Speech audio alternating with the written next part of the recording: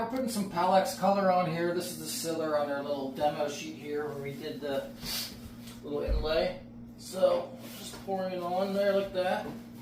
And then just want to always keep it moving.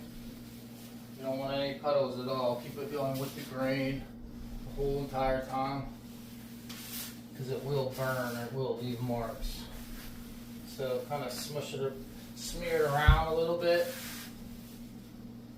Keep it moving, and then go back and straighten it up a little bit. This is all going to be refinished anyway, so it's alright if it's overlapping a little bit. So yeah, then so you're just going to straighten it out.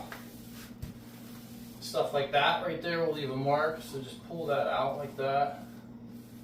And just keep blending it.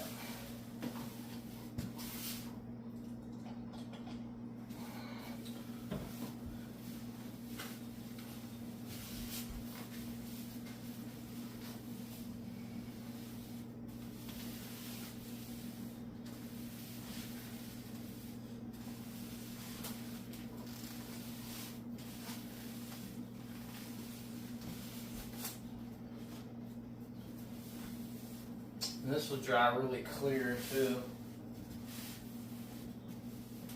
So same thing, just keep it moving.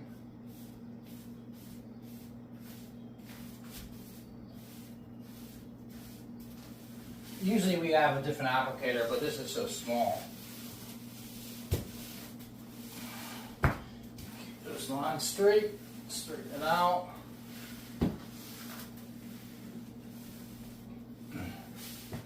Barely applying any pressure to it at all.